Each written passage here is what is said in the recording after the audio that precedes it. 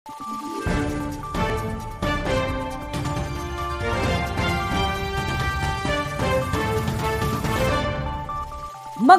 araw, Pilipinas! Ito ang Valiente News sa sa inyo ng Office of the Vice President.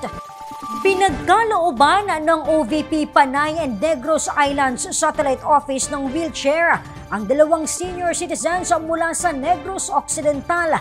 Narito si Brian Latasa para sa karagdagang detalye.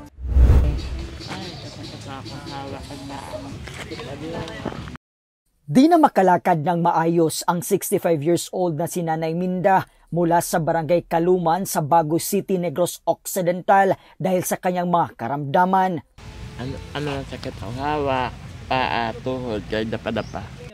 Naging panglawang pamilya naman ni Nanay Minda ang kanyang kapitbahay na si Arlene na siyang dumulog sa tanggapan ng pangalawang pangulo sa Bacolod City upang magkaroon ng wheelchair si Nanay Minda.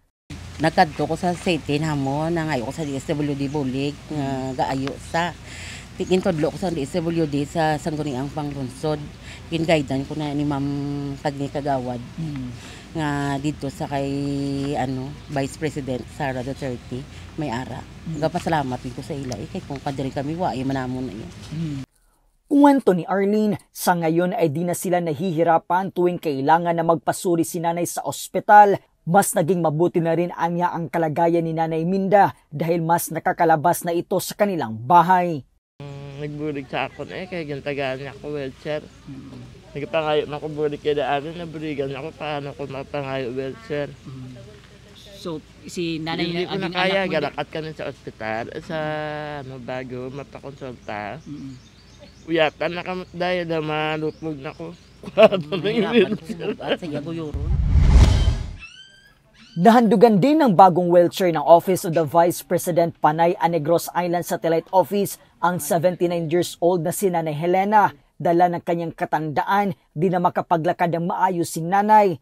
Kwento ni nanay, palagi lamang siyang nakahiga noon, ngunit nang nahandugan ng wheelchair ng tanggapan ng pangalawang pangulo, naging madalas na ang kanyang paglabas o pamamasyal. Uy, siya man na nakaano man yun. Salamat gini.